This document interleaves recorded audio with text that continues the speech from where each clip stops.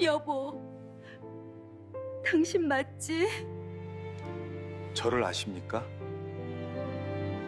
15년 전 사고로 죽은 줄로만 알았던 남편이 외동아들의 결혼식에 백만장자가 되어 나타났습니다. 윤희는 숨조차 삼키지 못한 채 얼어붙었어요. 눈앞의 남자는 틀림없이 죽은 남편이었지만 그는 윤희를 완전히 모르는 사람처럼 바라보고 있었죠. 그의 눈빛에는 아무런 기억도 감정도 남아있지 않았습니다. 왜 그녀를 기억하지 못하는 걸까요? 도대체 그의 지난 15년에는 어떤 비밀이 숨어 있는 걸까요?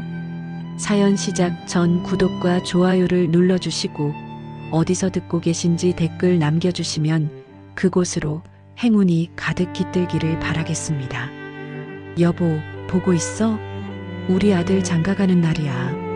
마음속으로 수없이 남편을 불렀지만 돌아오는 대답은 없었습니다. 아들의 결혼식이 시작되기 30분 전 윤희는 예식장 입구에서 하객들을 맞이하고 있었어요. 곱게 차려입은 한복의 옷고름이 바람에 살랑거렸죠.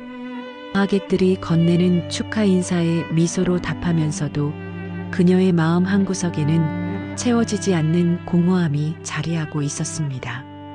준영이가 정말 훌륭하게 컸네요. 혼자서 얼마나 고생이 많으셨어요. 친척 어르신의 위로 섞인 인사에 윤희는 목이 메었습니다. 그래도 평정심을 유지하려 애썼죠. 오늘은 아들 준영이의 가장 행복한 날이니까요. 자신의 슬픔이 아들의 기쁨에 그림자를 드리우게 할 수는 없었습니다. 감사합니다. 와주셔서 정말 고맙습니다. 똑같은 인사말을 수십 번 반복하면서도 윤희는 문득문득 옆을 돌아보곤 했습니다. 혼자 서 있는 자신의 모습이 유독 외로워 보이는 건 아닐까 싶어서요. 신부 측 혼주는 부부가 나란히 서서 인사를 받는데 자신은 혼자였으니까요. 예식장 로비의 샹들리에가 화려한 빛을 뿜어냈지만 그 빛조차 윤희의 마음속 어둠을 밝히지는 못했습니다. 15년. 남편 없이 보낸 세월이 그만큼이나 됐죠. 베트남 건설 현장으로 떠났던 남편은 결국 차가운 유골함에 담겨 돌아왔고 그날 이후 윤희의 삶은 완전히 바뀌었습니다. 여기 축의금 놓고 갑니다. 윤희는 기계적으로 봉투를 받으며 고개를 숙였습니다. 손가락 끝이 차가웠죠. 아침부터 긴장해서인지 아니면 혼자라는 사실이 더욱 뼈저리게 느껴져서인지 알 수 없었습니다. 식당에서 설거지를 하고 새벽에는 건물 청소를 하며 준영이를 키웠던 날들이 주마등처럼 스쳐 지나갔습니다. 손가락은 세제에 텄고 허리는 늘 아팠지만 아들만큼은 누구에게 내놓아도 자랑스러운 사람으로 키우겠다는 마음 하나로 버텨왔습니다. 그 덕분인지 준영이는 장학금을 받으며 대학을 다녔고 결국 로스쿨에 입학해 변호사가 되었습니다. 그리고 오늘 그렇게 키워낸 아들이 마침내 자신의 가정을 꾸리게 되었습니다. 당신이 보았다면 얼마나 자랑스러워했을까. 윤희는 눈시울이 뜨거워지는 걸 느끼며 고개를 들었습니다. 눈물이 날 것 같아서요. 하객들 앞에서 울 수는 없었으니까요. 그때였습니다. 예식장 입구가 갑자기 소란스러워졌죠. 저기 최 사장님이 나가시네요. 윤희도 시선을 돌렸습니다. 사돈어른인 최성국 사장은 이 지역에서 중형 건설사를 운영하는 거물이었어요. 그런 그가 신부 측 하객들과 인사를 나누고 있었는데 어딘가로부터 연락을 받은 듯 급히 로비 방향으로 걸어나가고 있었습니다. 평소라면 비서를 보내는 그가 직접 나가는 모습은 흔치 않은 일이었기에 하객들조차 의아해하는 눈빛을 감추지 못했습니다. 잠시 후 자동문이 열리며 최 사장이 한 중년 남성과 함께 다시 들어섰습니다. 윤희는 처음 보는 남성이었지만 최 사장은 그를 극진히 안내하며 예의 바르게 옆자리를 비켜주고 있었습니다. 그 남성은 회색 정장을 말끔히 차려입고 있었고 걸음걸이에는 여유와 품위가 배어 있었습니다. 저분은 누구시지? 윤희는 고개를 갸웃거렸습니다.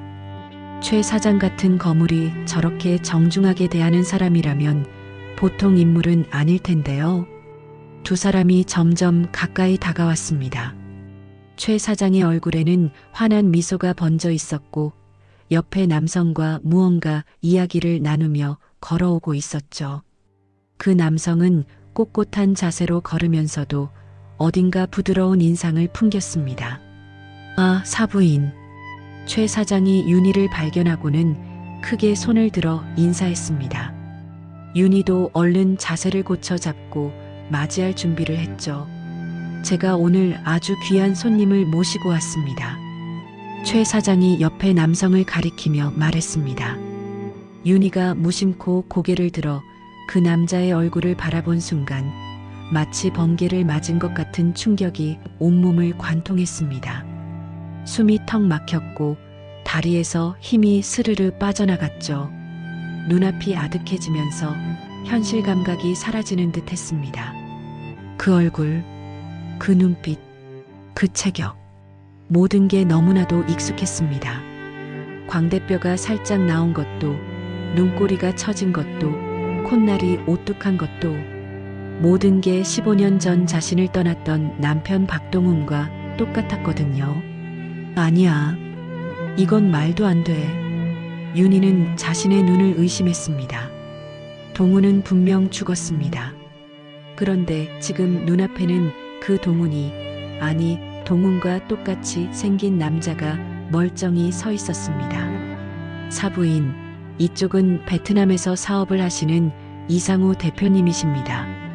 제 생명의 은인이시자 최고의 사업 파트너죠. 최 사장의 소개가 귓가에 웅웅거렸지만 윤희는 그 남자의 얼굴에서 시선을 떼지 못했습니다. 꿈이 아닐까 싶어 눈을 몇 번이나 깜빡였지만 그는 여전히 그곳에 서 있었죠. 처음 뵙겠습니다, 사모님. 남자가 정중하게 허리를 숙이며 인사했습니다. 그 순간 윤희의 온몸에 소름이 돋았죠. 목소리까지 동훈과 똑같았거든요.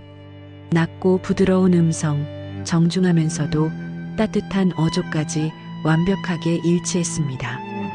윤희는 입을 열려 했지만 목구멍이 막힌 것처럼 아무 소리도 나오지 않았습니다. 가슴이 터질 것처럼 뛰었고 손끝은 미세하게 떨렸죠. 여보, 정말 당신이야? 마음속으로 외쳤지만 그 남자의 눈빛에는 아무런 알아봄도 없었습니다. 마치 처음 보는 사람을 대하듯 정중하고 낯선 눈빛이었죠. 아, 네, 반갑습니다. 윤희가 간신히 입을 열었을 때 목소리가 갈라지고 있었습니다. 최 사장은 윤희가 긴장한 줄로만 알고 호탕하게 웃었죠. 하하, 사부인께서 많이 긴장하신 것 같네요. 아무래도 아드님 결혼식이니까요. 네, 그런 것 같습니다. 윤희는 억지로 미소를 지으려 했지만 얼굴 근육이 제대로 움직이지 않았습니다. 이상우라고 소개된 그 남자는 여전히 정중한 미소를 띤 채 서 있었죠. 그럼 먼저 들어가 계시죠. 곧 식이 시작될 테니까요. 최 사장이 상우와 함께 예식장 안으로 들어가려 했습니다. 윤희는 그들의 뒷모습을 멍하니 바라봤죠. 걸음걸이마저 동훈과 똑같았습니다. 오른쪽 어깨가 살짝 앞으로 나가는 것도, 팔을 흔드는 각도도 모든 게 일치했거든요. 어떻게 이런 일이? 윤희는 현관 기둥을 잡고 간신히 몸을 지탱했습니다. 다리가 후들거려 주저앉을 것 같았거든요. 15년이라는 세월이 한순간에 무너져 내리는 것 같았습니다. 죽은 남편이 살아 돌아왔는데 정작 자신을 전혀 알아보지 못한다니, 다른 이름으로 다른 사람이 되어 나타났다니, 이것이 현실인지 악몽인지 분간이 되지 않았습니다. 예식 시작을 알리는 웨딩 마치가 울려 퍼졌습니다. 윤희는 비틀거리는 걸음으로 예식장 안으로 들어갔죠. 혼주석에 홀로 앉아야 한다는 사실보다 지금 이 상황이 더 견디기 힘들었습니다. 내가 미쳐가는 걸까? 너무 그리워서 헛것을 보는 걸까? 윤희는 두 손으로 얼굴을 감쌌습니다. 꿈인지 현실인지 모를 결혼식이 시작되고 있었죠. 눈앞에서 주례사가 진행되고 있었지만 그녀의 머릿속은 온통 다른 생각으로 가득했죠. 정말 남편이 맞을까? 아니면 그저 닮은 사람일 뿐일까? 윤희의 시선은 자꾸만 신부 측 하객석으로 향했습니다. 사돈인 최 사장 바로 뒤에 앉은 상우의 옆모습이 보였죠. 곧게 세운 어깨, 턱을 살짝 들고 앉은 자세, 그리고 무언가에 집중할 때 미간을 살짝 찌푸리는 벌이까지 모든 게 남편 동훈과 똑같았습니다. 그때 갑자기 15년 전 그날의 기억이 생생하게 떠올랐습니다. 식당 주방에서 저녁 준비로 분주하던 때였죠. 윤희는 감자를 깎다가 갑자기 울린 휴대폰 소리에 칼을 내려놓았습니다. 낯선 번호였지만 왠지 불길한 예감이 들었죠. 여보세요? 박동훈 씨 가족분이십니까? 공무원 특유의 딱딱한 목소리에 윤희의 심장이 쿵 내려앉았습니다. 네, 맞습니다. 무슨 일이신지 주베트남 대사관 영사과에서 연락드립니다. 박동훈 씨가 현지에서 교통사고로 사망하셨습니다. 그 순간 윤희의 손에서 휴대폰이 미끄러져 떨어졌습니다. 주방 바닥에 부딪혀 산산조각이 난 휴대폰처럼 그녀의 삶도 그날 산산조각이 났죠. 시신이 심하게 훼손되어 확인은 어려웠지만 소지품으로 신원을 확인했습니다. 지갑과 여권이 든 점퍼가 나왔습니다. 윤희는 그 자리에 주저앉아 말도 안 되는 소리라며 부정했지만 현실은 잔인했습니다. 얼마 후 작은 유골함에 담겨 돌아온 남편을 보며 윤희는 처음으로 하늘을 원망했죠. 장례식장에서 교복을 입은 16살 준영이가 아버지의 영정사진을 들고 있던 모습이 아직도 눈에 선했습니다. 아직 어린 나이에 상주가 되어야 했던 아들은 입술을 꽉 깨물며 눈물을 참고 있었죠. 준영아, 울어도 돼. 아빠한테 마지막 인사해. 하지만 준영이는 고개를 저었습니다. 안 울어요. 제가 울면 엄마도 우실 거잖아요. 그 말에 윤희는 아들을 꼭 안고 함께 울었습니다. 16살 소년이 하루아침에 어른이 되어야 했던 그날의 아픔이 지금도 가슴을 저몄죠. 장례가 끝나고 현실은 더욱 가혹했습니다. 남편의 수입이 끊기자 당장 생활비가 막막했거든요. 엄마, 나 학원 안 다녀도 돼요. 혼자 공부할 수 있어요. 16살 준영이가 어머니를 위로했습니다. 아니야. 넌 공부만 해. 엄마가 어떻게든 할게. 그날 밤 윤희는 준영이의 어깨를 꼭 잡고 말했죠. 준영아, 아빠 없어도 기죽지 마. 엄마가 어떻게든 너 대학까지 보낼 거야. 약속해. 그 약속을 지키기 위해 윤희는 닥치는 대로 일을 했습니다. 낮에는 식당에서, 새벽에는 건물 청소를 하며 돈을 모았죠. 손은 거칠어지고 허리는 아팠지만 아들이 공부에만 전념할 수 있도록 뒷바라지했습니다. 그리고 지금 준영이는 어엿한 변호사가 되어 결혼식을 올리고 있었습니다. 신랑 신부의 아름다운 미래를 축복하며 주례사가 계속되는 동안 윤희는 다시 현실로 돌아왔습니다. 하지만 여전히 집중할 수가 없었죠. 고개를 살짝 돌려 상우를 훔쳐봤습니다. 그가 옆 사람과 뭔가 이야기를 나누며 살짝 웃는 모습이 보였는데 그 미소까지 동훈과 똑같았습니다. 정말 동훈 씨가 맞는 것 같은데 왜 나를 모르는 거지? 윤희의 머릿속이 복잡해졌습니다. 만약 정말 남편이 살아있다면 왜 15년 동안 연락이 없었을까요? 왜 이상우라는 다른 이름으로 살고 있는 걸까요? 그리고 무엇보다 왜 가족을 알아보지 못하는 걸까요? 이제 양가 부모님께서 하객 여러분께 인사를 드리겠습니다. 사회자의 우렁찬 목소리가 울려 퍼졌지만 윤희는 여전히 멍하니 앉아 있었습니다.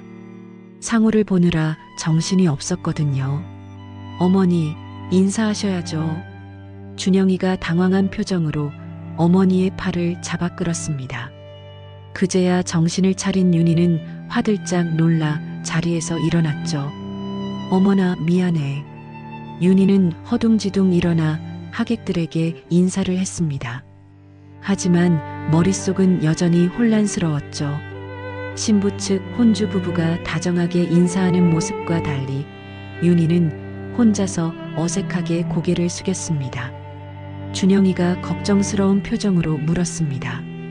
어머니, 정말 괜찮으세요?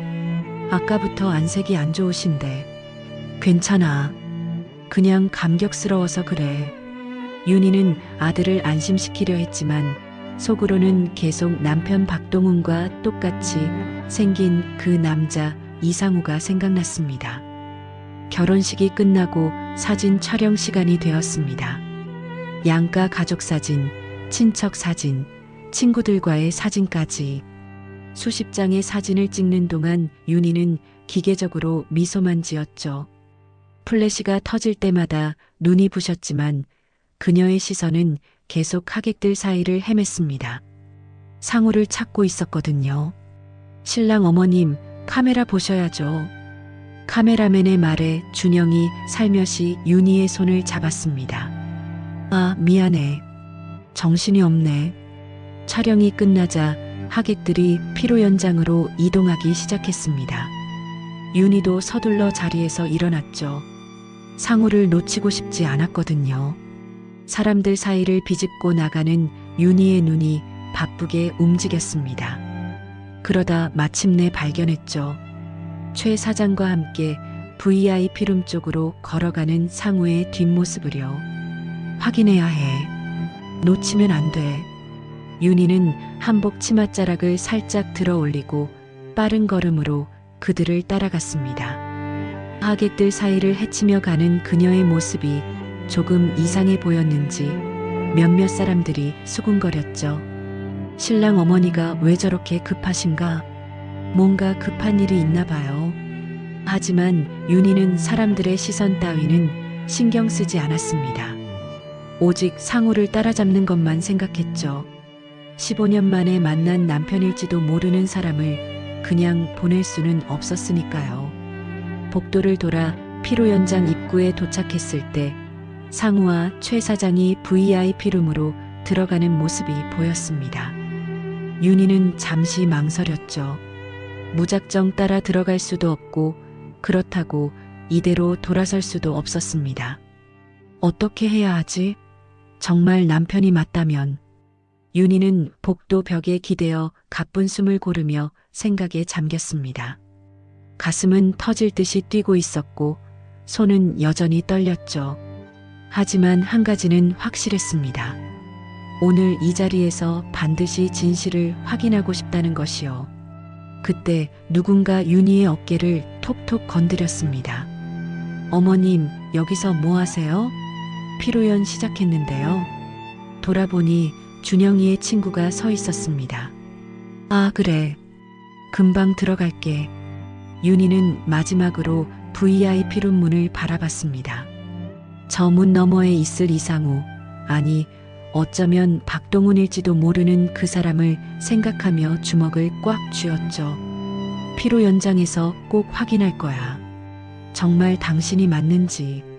윤희는 VIP룸 문 앞에서 심호흡을 했습니다. 떨리는 손으로 문고리를 잡았다가 놓기를 반복하다가 마침내 용기를 내어 문을 열었죠.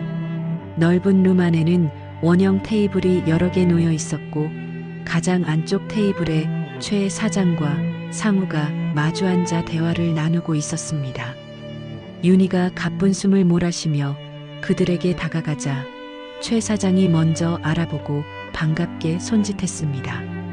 아이고, 사부인, 여기 계셨군요. 이리 오세요. 최 사장은 자리에서 일어나 옆에 빈 의자를 빼내며 윤희에게 앉기를 권했습니다. 상우도 예의 바르게 일어나 가볍게 고개를 숙였죠. 앉으세요, 사모님. 혼자 계시기 심심하실 텐데 잘 오셨습니다. 그 정중한 말투와 부드러운 음성이 또다시 윤희의 가슴을 저미게 했습니다. 동훈도 늘 이렇게 예의 바르고 다정한 사람이었거든요. 감사합니다. 실례가 안 된다면. 윤희는 떨리는 마음을 애써 감추며 자리에 앉았습니다. 상우와의 거리가 불과 한 팔 정도밖에 되지 않았죠. 이 친구도 베트남에서 오느라 제대로 못 먹었을 텐데 같이 드시죠. 네, 그러죠. 윤희는 고개를 끄덕이면서도 시선은 계속 상우에게 머물렀습니다. 상우는 그런 윤희의 시선을 의식했는지 살짝 불편한 표정을 지었죠. 종업원이 물을 따라주자 상우가 감사합니다라고 말하며 컵을 받았습니다. 그런데 그 다음 순간 윤희는 숨이 멎는 듯한 충격을 받았죠. 상우가 물컵을 시계 방향으로 2번 돌려 잡은 뒤 마셨거든요. 그것은 동훈만의 독특한 버릇이었습니다. 긴장하거나 생각이 많을 때면 늘 그렇게 했죠. 처음엔 이상하다고 놀렸지만 나중엔 그것마저 사랑스러워 보였던 기억이 났습니다. 왜 그러세요, 사모님? 상우가 윤희의 뚫어지는 시선을 느끼고 물었습니다. 아, 아니에요. 그저. 윤희는 당황해서 말을 더듬었습니다. 상우는 어색하게 웃으며 말했죠. 물맛이 좋네요. 역시 한국 물이 최고입니다. 최 사장이 호탕하게 웃었습니다. 그럼 베트남 물하고는 다르지. 이제 한국 음식도 실컷 먹게나. 곧이어 갈비탕과 밥이 나왔습니다. 뜨거운 김이 모락모락 피어오르는 갈비탕을 보며 최 사장이 말했죠. 자, 한국 밥이 그리웠지? 많이 들게. 네, 감사합니다. 상우는 밥뚜껑을 열었습니다. 그런데 그 순간 미간을 살짝 찌푸리더니 젓가락을 들었죠.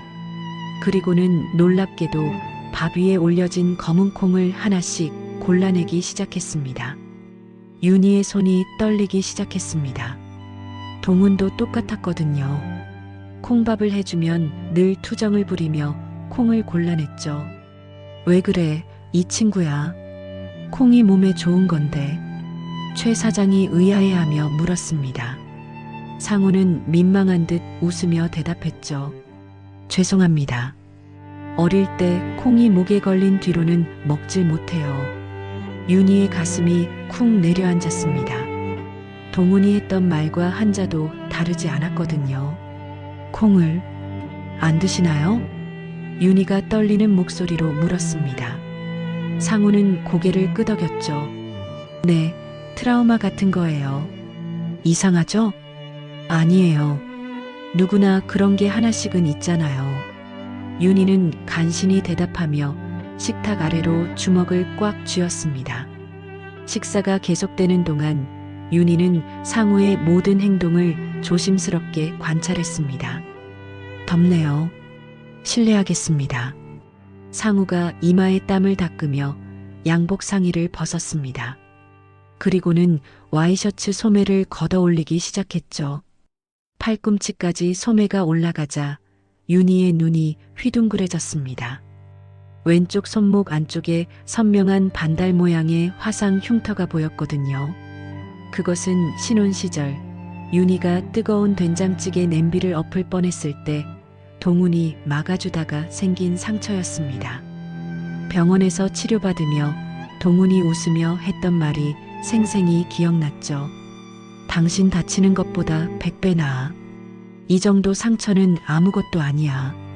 그때 윤희는 미안함과 고마움에 눈물을 흘렸었습니다. 그리고 그 흉터를 평생 잊지 않겠다고 약속했죠. 사부인? 최 사장의 목소리에 윤희가 정신을 차렸습니다. 자신도 모르게 상우의 손목을 뚫어지게 쳐다보고 있었던 거죠. 아, 네. 괜찮으세요? 안색이 안 좋아 보이는데. 그때였습니다. 윤희가 들고 있던 숟가락이 손에서 미끄러져 떨어졌어요. 쨍그랑 요란한 소리에 주변 사람들이 모두 놀라 돌아봤습니다.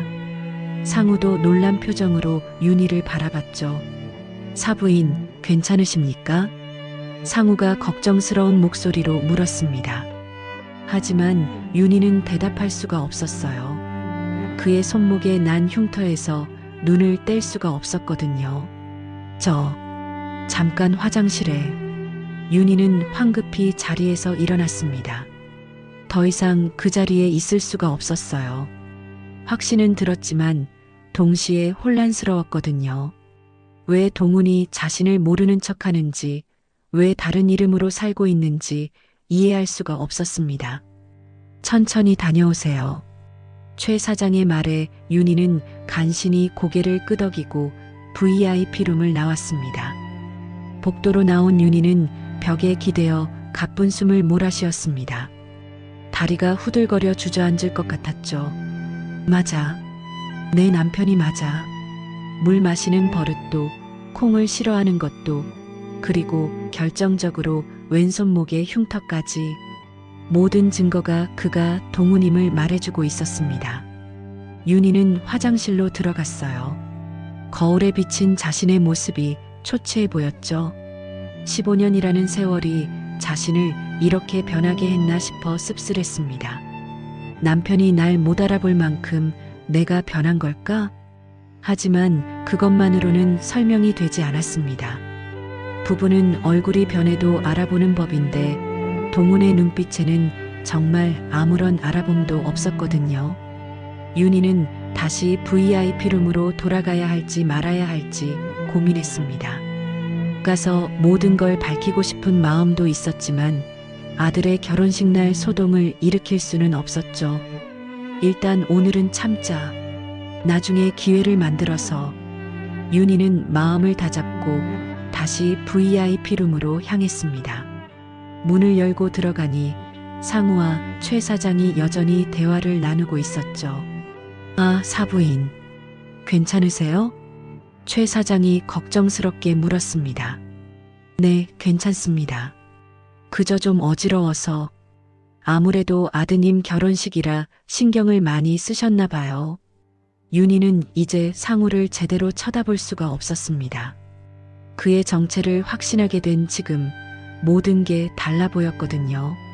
저는 이만 자리를 비워야겠습니다. 윤희가 조심스럽게 말했습니다. 아, 그럼요. 어서 가보세요. 최 사장이 이해한다는 듯 고개를 끄덕였습니다. 상우도 일어서며 정중히 인사했죠. 들어가세요, 사모님. 만나 뵙게 되어 반가웠습니다. 그 말에 윤희는 가슴이 찢어지는 듯 했습니다. 반가웠다니. 아내에게 처음 만난 사람처럼 하는 인사라니.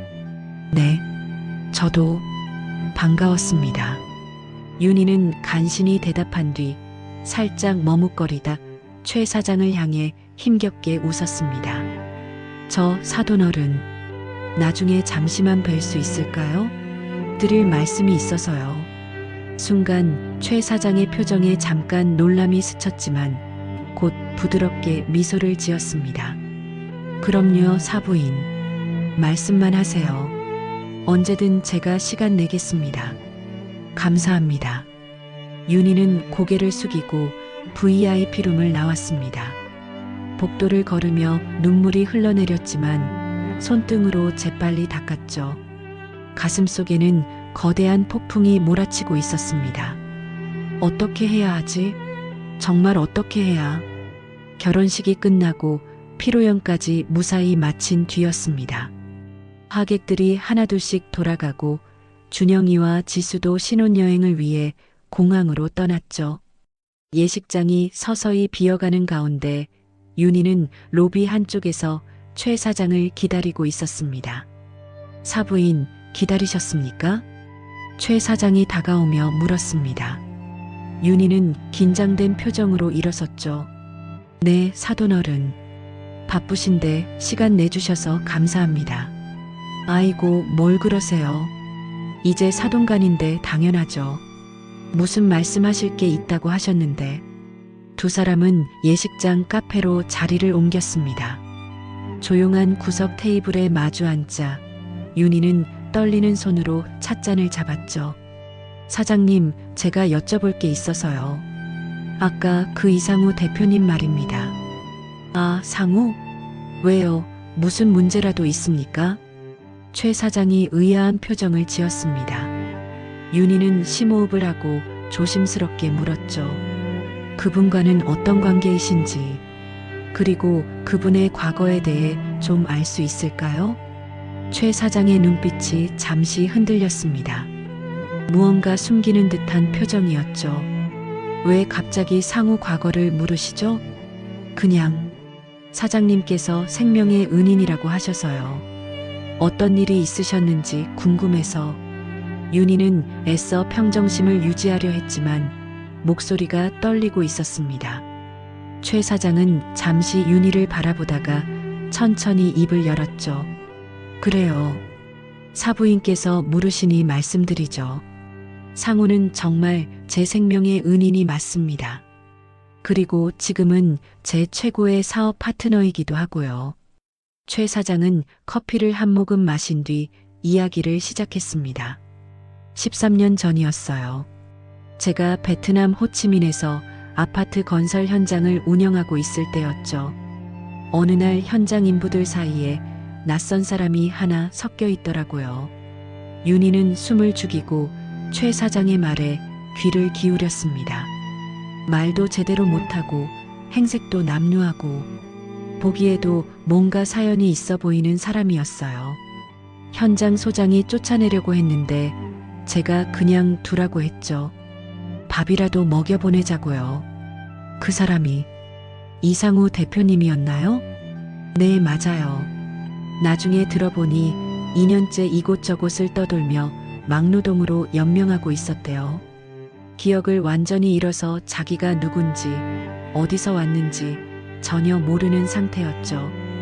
윤희의 가슴이 쿵쿵 뛰기 시작했습니다. 15년 전 남편이 사고를 당했고 그 후 2년간 행방불명이었다가 13년 전 최 사장을 만났다는 계산이 정확히 맞아떨어졌거든요.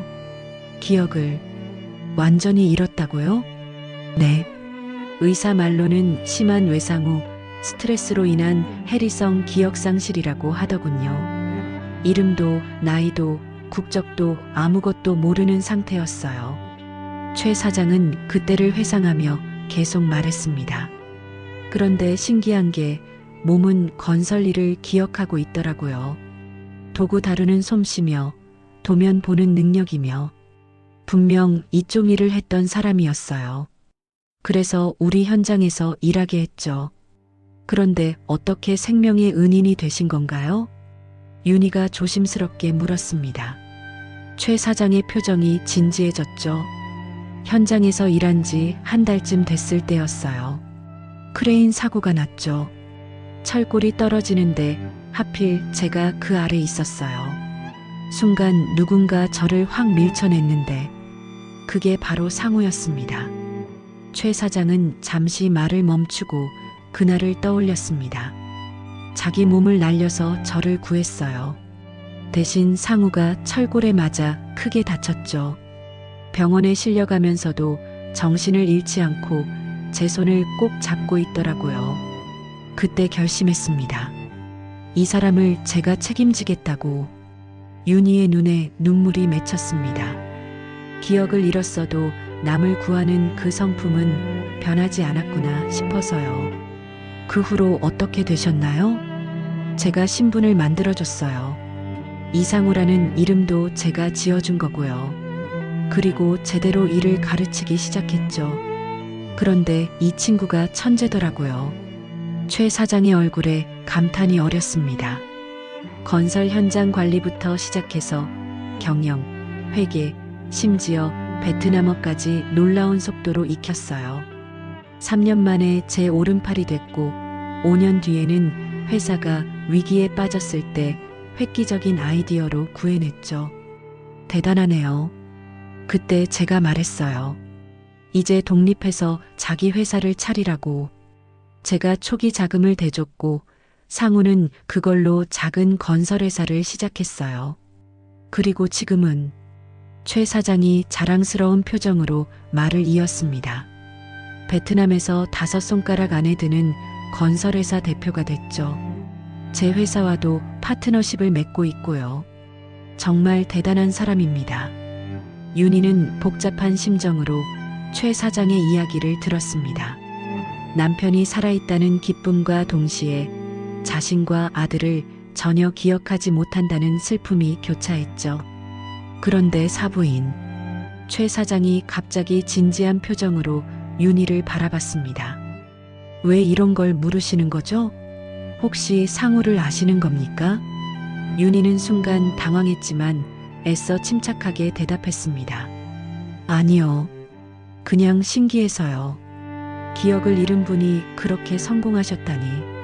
최 사장은 의심스러운 눈빛으로 윤희를 바라봤지만 더 이상 추궁하지는 않았습니다. 아, 그리고 사돈어른.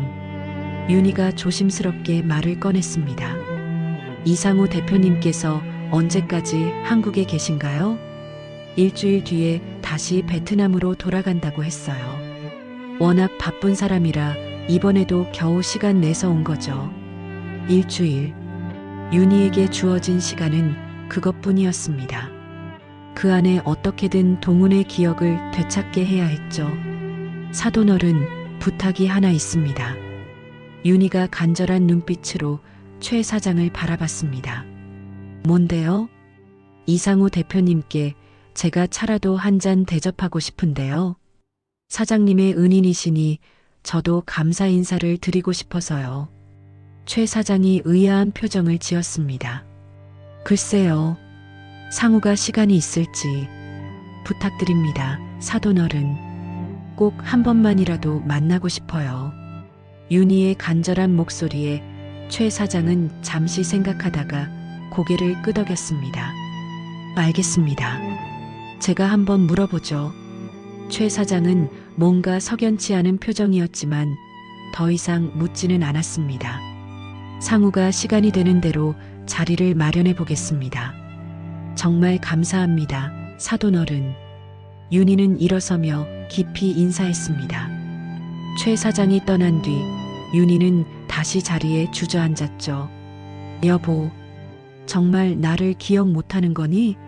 함께한 우리의 시간이 정말 다 사라진 거야? 눈물이 주르륵 흘러내렸습니다. 기쁨과 슬픔, 희망과 절망이 뒤섞인 복잡한 감정이었죠. 하지만 포기할 수는 없었습니다. 일주일이라는 시간 안에 어떻게든 동훈의 기억을 되찾아야 했으니까요. 그를 다시 만날 수 있는 기회를 놓칠 수는 없었습니다. 윤희는 주먹을 꽉 쥐며 다짐했습니다. 기다려, 여보. 내가 꼭 당신의 기억을 되찾아 줄게. 우리의 사랑을, 우리의 추억을 다시 찾아줄게. 결혼식이 끝나고 며칠이 지난 아침이었습니다. 윤희는 새벽부터 일어나 율무를 볶고 끓이며 정성스럽게 율무차를 준비했죠. 동훈이 가장 좋아했던 그 맛을 똑같이 재현하기 위해 몇 번이나 맛을 봤습니다. 오늘이야. 오늘 만나는 거야. 윤희는 거울 앞에서 몇 번이나 옷을 갈아입었습니다. 너무 화려해 보이지도 너무 초라해 보이지도 않는 단정한 차림을 고르느라 한참이 걸렸죠. 화장도 평소보다 신경 써서 했지만 떨리는 손 때문에 아이라인을 몇 번이나 다시 그어야 했습니다. 호텔 카페의 약속 시간보다 30분이나 일찍 도착한 윤희는 가장 조용한 구석 자리를 골랐습니다. 보온병에 담아온 율무차가 식을까봐 계속 만져보며 온도를 확인했죠. 어떻게 시작해야 하지? 대뜸 당신이 내 남편이라고 하면 미친 사람 취급받겠지? 윤희는 머릿속으로 수십 번 시뮬레이션을 했지만 막상 시간이 다가오니 아무것도 생각이 나지 않았습니다. 그저 가슴만 미친 듯이 뛰었죠. 그때 휴대폰이 진동했고 화면에는 준영이라는 이름이 떴죠. 준영아, 신혼여행 잘 보내고 있지? 휴대폰 너머로 밝은 목소리가 들려왔습니다. 어머니, 우리 잘 지내고 있어요. 날씨도 좋고요. 어머니는 잘 계시죠? 윤희는 순간 울컥했지만 최대한 평온한 목소리로 대답했습니다. 그럼 엄마 잘 지내지. 너희는 밥 잘 챙겨 먹고 너무 무리하지 말고. 네, 어머니도 밥 거르지 말고요. 집에 가면 전화 드릴게요. 그래, 그래. 즐겁게 지내. 알겠지? 전화를 끊고 난 뒤 윤희는 휴대폰을 꼭 쥐었습니다. 아들에게는 아무것도 티내지 말아야 한다는 듯 떨리는 숨을 깊게 고르며 다시 보온병을 만지작거렸죠. 사모님? 낮은 목소리에 윤희가 고개를 들었습니다. 상우가 정장 차림으로 서 있었죠. 햇살이 그의 얼굴을 비추는 순간 윤희는 또다시 숨이 멎는 듯 했습니다. 역시 동훈이 맞았어요. 아, 오셨군요. 앉으세요. 윤희가 떨리는 목소리로 말했습니다. 상우는 정중하게 인사하고 맞은편에 앉았죠. 바쁘신데 시간 내주셔서 감사합니다. 아닙니다. 사모님께서 꼭 뵙자고 하셔서 사실 좀 의아하긴 했습니다만 상우의 눈빛에는 경계심이 어려 있었습니다. 당연한 일이었죠. 처음 만난 사람이 갑자기 개인적인 만남을 청했으니까요. 윤희는 심호흡을 하고 조심스럽게 말문을 열었습니다. 사돈 어른께 들었습니다. 15년 전 베트남 사고로 과거 기억을 모두 잃으셨다고요. 상우의 표정이 순간 경직되었습니다. 그는 씁쓸한 미소를 지으며 커피잔을 들었죠. 네, 맞습니다. 저에게는 15년 전의 세상이 존재하지 않아요. 마치 그때 새로 태어난 것처럼요. 그 말에 윤희의 가슴이 저렸습니다. 15년 전의 세상. 그곳엔 자신과 준영이가 있었는데 그에겐 존재하지 않는다니. 힘드셨겠어요. 자신이 누구인지도 모르고 살아가는 게. 처음엔 그랬죠. 하지만 이제는 익숙해졌습니다. 어차피 돌아갈 수 없는 과거라면 현재에 충실하며 사는 게 낫다고 생각해요. 윤희는 가방에서 조심스럽게 보온병을 꺼냈습니다. 상우가 의아한 표정으로 그것을 바라봤죠. 이게 뭔가요? 혹시나 기억에 도움이 될까 싶어 가져왔습니다. 율무차예요. 윤희가 떨리는 손으로 보온병 뚜껑을 열고 찻잔에 율무차를 따랐습니다. 구수한 향기가 테이블 위로 퍼졌죠. 율무차요? 왜 갑자기? 상우는 의아해하면서도 찻잔을 받았습니다. 그리고 한 모금 마시는 순간 그의 표정이 확 변했어요. 잔을 내려놓으며 미간을 찌푸렸죠. 이 맛, 어때요? 윤희가 조심스럽게 물었습니다. 상우는 다시 한 모금 마시고는 고개를 갸웃거렸어요. 이상하게 낯설지가 않네요. 어디서 마셔본 것 같은데. 그의 눈빛이 흔들렸습니다. 무언가를 더듬으려는 듯 허공을 바라봤죠. 누군가 이런 차를 자주 끓여줬던 것 같은데. 아니, 그럴 리가 없죠. 제가 기억하는 건 15년 전부터니까. 윤희는 눈물이 날 것 같았지만 꾹 참았습니다. 동훈의 몸은 기억하고 있었어요. 매일 아침 끓여주던 그 율무차의 맛을. 대표님, 윤희가 용기를 내어 말했습니다. 혹시 한국에 가족이 있었다면 찾고 싶지 않으신가요? 상우는 창밖을 응시하며 한숨을 내쉬었습니다. 처음엔 찾고 싶었죠. 내가 누구인지, 어디서 왔는지, 누가 나를 기다리고 있는지. 하지만 아무런 단서가 없었어요. 그리고 그는 잠시 말을 멈추고 씁쓸하게 웃었습니다. 저를 찾는 사람이 있었다면 진작 나타났겠죠. 15년이나 지났는데 아무도 없었다는 건 저한테 가족이 없었거나 이미 다 포기했다는 뜻 아니겠어요? 그게 아니에요. 윤희가 나도 모르게 목소리를 높였습니다. 상우가 놀란 표정으로 그녀를 바라봤죠. 죄송합니다. 그냥 어떤 사정이 있었을 수도 있잖아요. 가족들이 당신이 죽은 줄 알았다거나. 사모님은 왜 이런 걸 물으시는 거죠? 상우의 눈빛이 날카로워졌습니다. 윤희는 숨을 깊이 들이쉬고 마침내 결심했죠. 제가 도와드릴 수 있어요. 네. 당신이 누구인지 제가 알려드릴 수 있다고요. 상우는 어이없다는 표정을 지었습니다.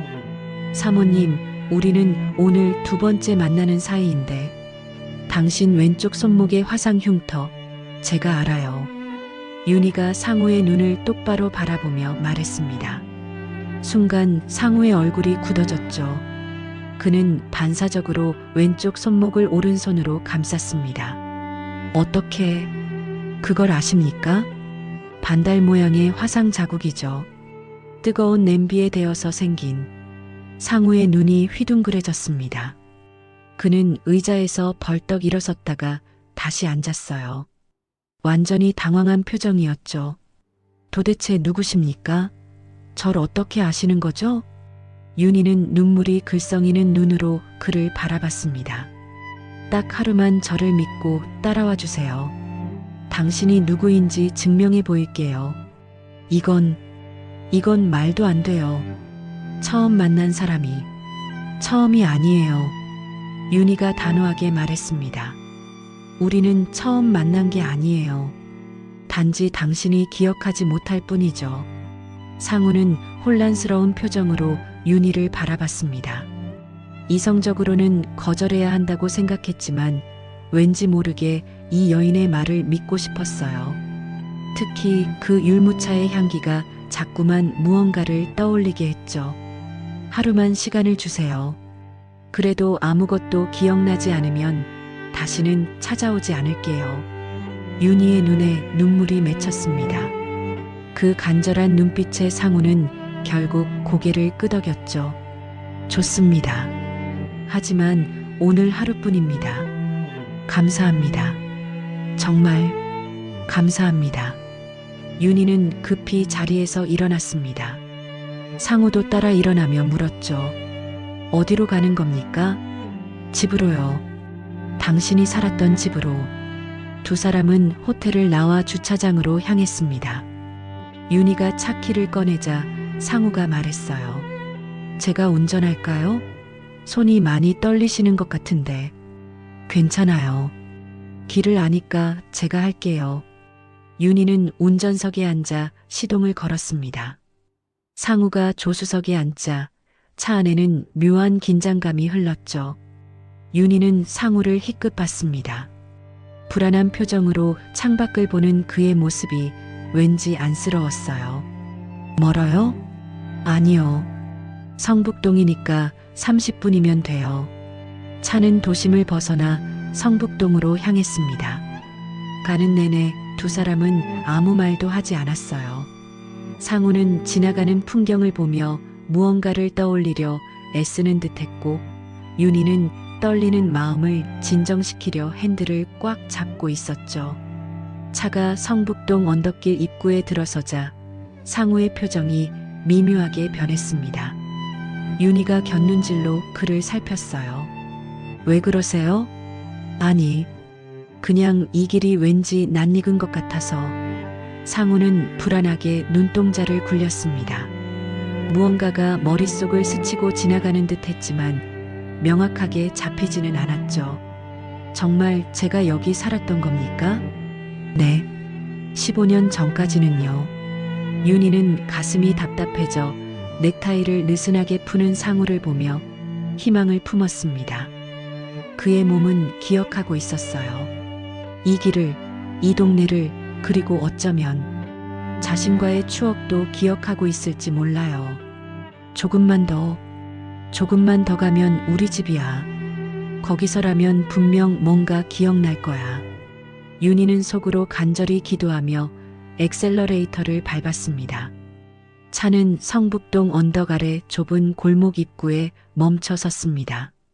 윤희가 시동을 끄자 차 안에 묵직한 정적이 흘렀죠. 상우는 창밖을 내다보며 미간을 찌푸렸습니다. 낯선 풍경인데도 왠지 모를 기시감이 온몸을 휘감았거든요. 여기서 내리셔야 해요. 차가 들어갈 수 없는 골목이라서요. 윤희의 목소리에 상우는 천천히 고개를 끄덕이고 차에서 내렸습니다. 발을 디딘 순간 낡은 아스팔트의 감촉이 발바닥을 통해 전해졌죠. 상우는 잠시 그 자리에 서서 주변을 둘러봤습니다. 가파른 언덕길 양옆으로 오래된 주택들이 다닥다닥 붙어 있었어요. 담벼락에는 세월의 흔적이 고스란히 남아 있었고 전봇대에는 빛바랜 전단지들이 너덜거리고 있었죠. 윤희가 먼저 걸음을 떼자 상우도 그녀를 따라 언덕을 오르기 시작했습니다. 조심하세요. 길이 고르지 않아서요. 윤희가 뒤돌아보며 말했습니다. 하지만 상우는 이미 움푹 패인 보도블록을 자연스럽게 피해 걷고 있었어요. 마치 이 길을 수백 번도 넘게 걸어본 사람처럼요. 윤희는 그 모습을 보며 가슴이 철렁했습니다. 동훈이 매일 저녁 퇴근할 때면 똑같이 저 자리를 피해 걸었거든요. 빗물이 고여 늘 질척했던 그 자리를요. 상우는 자신도 모르게 발걸음을 옮기다가 문득 멈춰 섰습니다.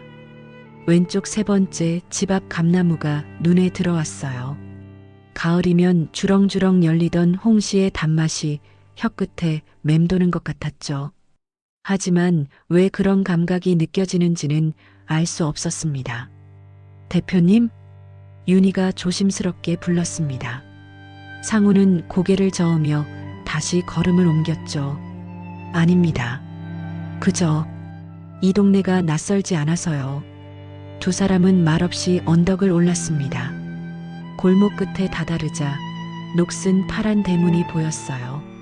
페인트가 벗겨진 철문에는 세월의 흔적이 역력했죠. 윤희는 그 앞에서 멈춰 섰습니다. 여기가 대표님이 살았던 집이에요. 윤희의 목소리가 떨렸습니다.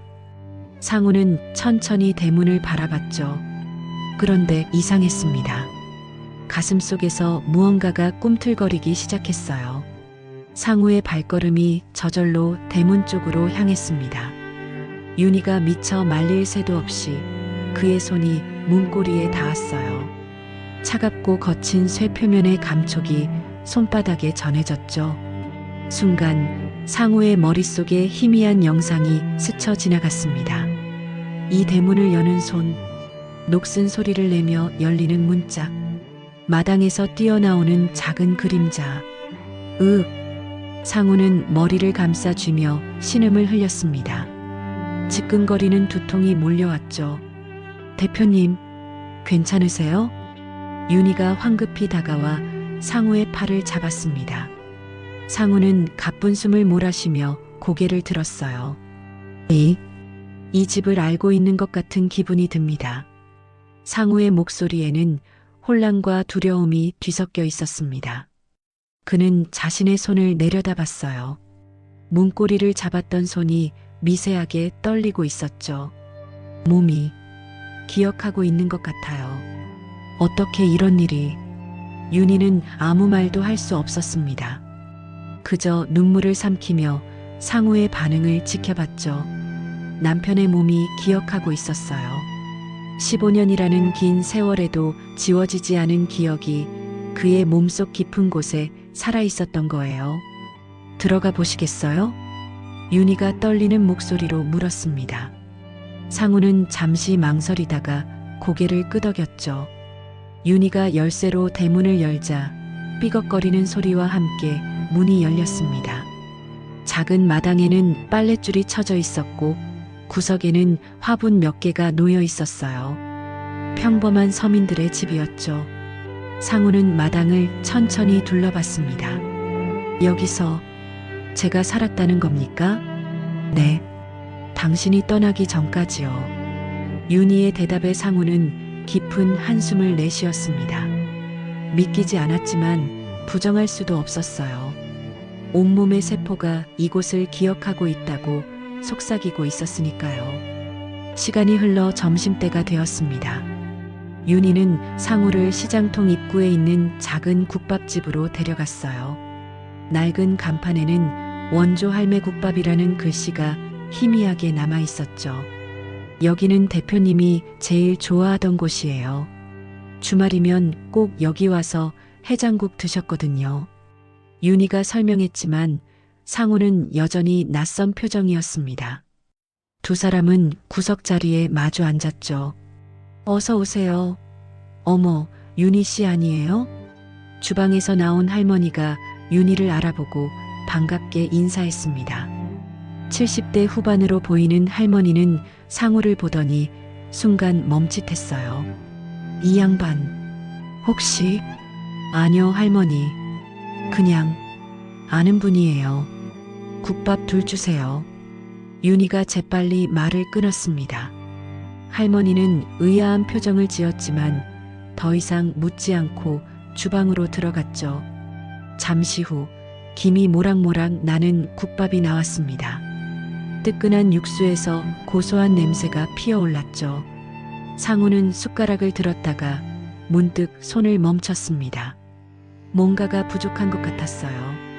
상우의 시선이 테이블 가운데 놓인 양념통으로 향했습니다. 다대기, 소금, 후추, 다진 마늘. 그의 손이 저절로 다대기통을 집어들었어요. 윤희는 숨을 죽이고 그 모습을 지켜봤습니다. 상우는 마치 수십 번 해본 동작처럼 자연스럽게 다대기를 떠서 국물에 넣기 시작했어요. 하나, 둘, 셋. 정확히 3스푼이었습니다. 그리고는 깍두기 국물을 2숟가락 떠서 부었죠. 모든 동작이 동훈과 똑같았습니다. 상우는 국을 1숟가락 떠서 입에 넣었습니다. 뜨끈하고 얼큰한 맛이 입안에 퍼졌죠. 그 순간 이상한 감각이 몰려왔어요. 이 맛을 안다는 느낌. 수없이 먹어본 것 같은 익숙함. 식성은 기억을 잃어도 그대로네요. 윤희가 울먹이는 목소리로 말했습니다. 눈가에 눈물이 맺혀 있었죠. 상우는 그제야 자신이 무의식적으로 한 행동을 깨달았습니다. 손에 든 숟가락을 천천히 내려놓으며 윤희를 바라봤어요. 저에게 이런 습관이 있었다는 말입니까? 상우의 음성에는 경계와 의문이 뒤섞여 있었습니다. 믿고 싶지 않았지만 부정할 수도 없는 증거였어요. 그래요. 늘 그렇게 드셨어요. 다대기 3스푼에 깍두기 국물 2스푼. 제가 양이 너무 많다고 타박하면 당신은 이래야 제맛이라고 하셨죠. 윤희의 말에 상우는 다시 국그릇을 내려다봤습니다. 빨갛게 물든 국물이 그를 빤히 쳐다보는 것 같았어요. 어떻게 이럴 수가. 상우는 두 손으로 얼굴을 감쌌습니다. 머릿속이 복잡했어요. 이성으로는 받아들일 수 없는 일들이 계속 일어나고 있었거든요. 하지만 몸은 알고 있었습니다. 이 맛을, 이 향기를, 이 공간을 온몸의 세포가 기억하고 있었어요. 두 사람은 말없이 식사를 마쳤습니다. 무거운 침묵만이 테이블 위를 맴돌았죠. 국밥집을 나온 두 사람은 천천히 골목길을 걸었습니다. 윤희가 멈춰선 곳은 동네 놀이터였어요. 낡은 그네와 미끄럼틀, 녹슨 철봉이 있는 작은 놀이터였죠. 여기는 대표님이 자주 오셨던 놀이터입니다. 윤희가 벤치를 가리키며 말했습니다. 상우는 그 벤치에 천천히 앉았어요. 윤희도 그 옆에 나란히 앉았죠. 오후의 햇살이 놀이터를 비추고 있었습니다. 바람이 불자 비어있는 그네가 삐걱거리며 흔들렸어요. 삐걱, 삐걱. 그 단조로운 소리가 상우의 귓가에 울렸습니다. 그런데 이상했어요. 그네 소리와 함께 다른 소리가 들리는 것 같았거든요. 아빠, 더 세게 밀어줘. 맑고 높은 아이의 목소리가 환청처럼 귓가에 울렸습니다. 상우는 깜짝 놀라 고개를 돌렸어요. 하지만 그네는 비어 있었죠. 갑자기 심한 이명이 몰려왔습니다. 귀에서 웅웅거리는 소리가 나더니 머리가 지끈거리기 시작했어요. 대표님, 윤희가 놀라 상우의 어깨를 잡았습니다. 상우는 두 손으로 머리를 감싸쥐었죠. 관자놀이가 터질 것처럼 아팠습니다. 희미한 영상들이 머릿속을 스쳐 지나갔어요. 그네를 타는 작은 아이, 뒤에서 밀어주는 누군가의 손, 하늘로 치솟는 아이의 웃음소리. 하지만 얼굴은 보이지 않았습니다. 아이의 얼굴도 밀어주는 사람의 얼굴도 모두 흐릿하게 번져 있었어요. 상우는 괴로운 신음을 흘렸습니다. 뭔가를 붙잡으려 하면 할수록 더 멀어지는 기억이 답답했어요. 대표님, 괜찮으세요? 물 좀 드실래요? 윤희가 가방에서 물을 꺼내며 물었습니다. 하지만 상우는 대답하지 못했어요. 그저 두 손으로 관자놀이를 누르며 거친 숨을 몰아쉬었죠. 도대체 저는 누구였던 겁니까? 상우가 낮게 내뱉었습니다. 그 목소리에는 절박함이 묻어 있었어요. 알고 싶었습니다. 자신이 누구였는지, 왜 이런 감각들이 자꾸 몰려오는지 알고 싶었죠. 하지만 동시에 두려웠어요. 15년 전에 자신을 알게 된다는 것이. 윤희는 상우의 그런 모습을 보며 가슴이 찢어지는 것 같았습니다. 답답함에 가슴을 치는 남편을 보며 그녀도 안타까움에 발을 동동 굴렀어요. 여보, 윤희가 작게 불렀습니다. 하지만 상우는 듣지 못했죠. 그는 여전히 머리를 감싸쥔 채 고통스러워하고 있었으니까요. 바람이 다시 불었습니다. 그네가 더 세게 흔들리며 삐걱거렸어요. 그 소리는 마치 상우를 부르는 것 같았습니다. 잊혀진 과거가 그를 부르고 있었죠. 하지만 그 목소리는 여전히 희미했습니다. 닿을 듯 하면서도 결코 닿지 않는 기억의 파편들. 상우는 그 틈새에서 허우적거리고 있었어요. 두 사람은 한참을 말없이 벤치에 앉아 있었습니다. 그때 윤희가 천천히 가방을 열었어요. 손이 너무 떨려서 지퍼를 여는 것조차 쉽지 않았죠.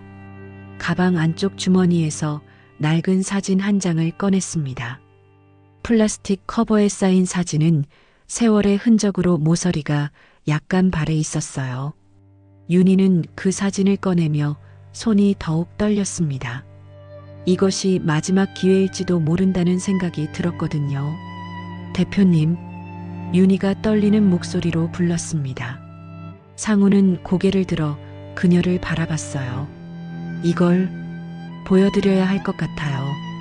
윤희는 사진을 두 손으로 받쳐들었습니다. 상우는 그 사진을 보는 순간 숨이 멎는 듯 했어요. 사진 속에는 세 사람이 환하게 웃고 있었습니다. 중학교 교복을 입은 소년이 가운데 서 있고 양옆으로 남자와 여자가 소년의 어깨에 손을 올리고 있었죠. 배경에는 입학을 축하합니다라는 현수막이 보였습니다. 이건 상우의 목소리가 떨렸습니다. 사진 속 여자는 지금보다 훨씬 젊은 윤희였어요. 그리고 옆에 서 있는 남자는 자세히 보세요. 윤희가 사진을 상우의 손에 쥐어주며 말했습니다. 그녀의 손가락 끝이 차갑게 떨리고 있었죠. 당신이잖아요. 상우는 사진을 받아들고 가까이 들여다봤습니다. 사진 속 남자의 얼굴이 점점 선명해졌어요. 광대뼈가 살짝 나온 것, 눈꼬리가 약간 처진 것, 오뚝한 콧날. 모든 것이 지금 거울에 비친 자신의 얼굴과 똑같았습니다. 토시 하나 틀리지 않았어요. 아니, 이건 상우의 손이 거칠게 떨리기 시작했습니다. 사진이 그의 손 안에서 바들바들 떨렸죠. 그는 믿을 수가 없었어요. 하지만 증거는 명백했습니다. 사진 속 남자는 자신이었어요. 15년보다 더 이전의 자신이었죠. 이게 정말 저란 말입니까? 상우가 떨리는 목소리로 물었습니다. 윤희는 눈물을 참으며 고개를 끄덕였어요. 네, 이건 준영이 중학교 입학식 날 찍은 사진이에요. 당신이 베트남으로 떠나기 1년 전쯤이었죠. 윤희의 목소리도 떨리고 있었습니다. 그녀는 사진 속 남편의 얼굴을 가리켰어요. 여기 보세요. 왼쪽 손목에 시계 차고 계시죠? 제가 결혼기념일에 선물한 시계예요. 그리고 이 넥타이는 그만하십시오. 상우가 윤희의 말을 끊었습니다. 그의 목소리에는 혼란과 두려움이 가득했어요. 상우는 사진과 자신의 손을 번갈아 바라봤습니다. 오른손 검지에 있는 작은 점. 사진 속 남자의 손에도 똑같은 위치에 점이 있었어요. 왼쪽 귓불이 약간 큰 것도, 입꼬리의 미세한 비대칭도 모두 일치했습니다. 부정할 수 없는 증거였죠. 저에게. 상우가 입을 열었다가 다시 닫았습니다. 목구멍이 바짝 말라 있었어요. 그는 힘겹게 다시 말을 이었습니다. 저에게 아내가, 아들이 있었단 말입니까? 그 말이 입 밖으로 나오는 순간 상우는 현실감을 잃는 것 같았습니다. 머리가 핑 도는 것 같았어요. 자신에게 가족이 있었다는 사실, 사랑하는 사람들이 있었다는 사실, 그 모든 게 15년 동안 기억 저편에 묻혀 있었다는 게 믿기지 않았습니다. 윤희는 떨리는 손으로 눈물을 닦았습니다. 그리고 상우의 눈을 똑바로 바라보며 말했어요. 맞아요. 윤희의 목소리는 작았지만 단호했습니다. 당신은 제 남편이에요. 박동훈. 그게 당신의 이름이에요. 상우의 동공이 거칠게 흔들렸습니다. 박동훈. 그 이름을 듣는 순간 가슴 깊은 곳에서 무언가가 울렸어요. 하지만 여전히 명확하지 않았습니다. 안개 속을 헤매는 것 같았죠. 저는 박동훈. 상우가 그 이름을 중얼거렸습니다. 낯설면서도 왠지 익숙한 이름이었어요. 혀끝에서 맴도는 그 음절이 이상하게 편안했습니다. 우리는 25에 만나서 이듬해 결혼했어요. 준영이가 태어났을 때 당신은 너무 기뻐서 병원 복도를 뛰어다녔죠. 윤희가 계속 말했습니다. 목이 메어 말이 잘 나오지 않았지만 멈출 수 없었어요. 당신은 건설 현장 기술자였어요. 성실하고 따뜻한 사람이었죠. 매일 저녁 퇴근하면 준영이를 안아 올리고 빙글빙글 돌렸어요. 그럼 준영이가 까르르 웃으면서 그만하십시오. 상우가 소리쳤습니다. 그의 목소리에는 절박함이 묻어 있었어요. 더 이상 들을 수가 없었습니다. 들으면 들을수록 가슴이 찢어지는 것 같았거든요. 상우는 벤치에서 일어섰습니다. 비틀거리는 걸음으로 몇 발자국 물러났어요. 사진은 여전히 그의 손에 꽉 쥐어져 있었죠. 사진 속 남자는 행복해 보입니다. 상우가 떨리는 목소리로 말했습니다. 하지만 저는 아무것도 기억하지 못합니다. 이 아이의 얼굴도, 당신의 목소리도, 우리가 함께했다는 시간도 아무것도. 상우의 목소리가 점점 작아졌습니다. 그는 두 손으로 얼굴을 감쌌어요. 어깨가 작게 떨렸죠. 윤희는 일어서서 상우에게 다가가려 했습니다. 하지만 상우가 손을 들어 제지했어요. 다가오지 마십시오. 상우가 간신히 말했습니다. 그의 목소리는 이제 거의 들릴 듯 말 듯 했어요. 지금은 아무것도 정리가 되지 않습니다.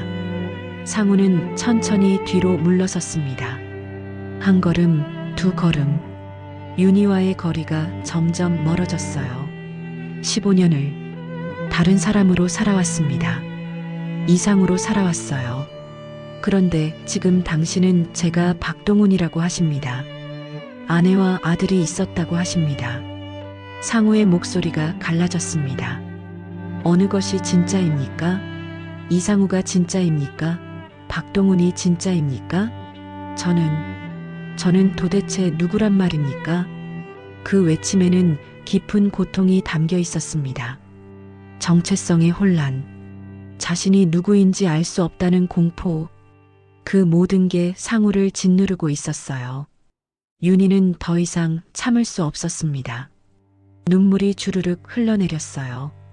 당신은 박동훈이에요. 제 남편이고 준영이의 아버지예요. 15년 전 사고로 기억을 잃었을 뿐이에요.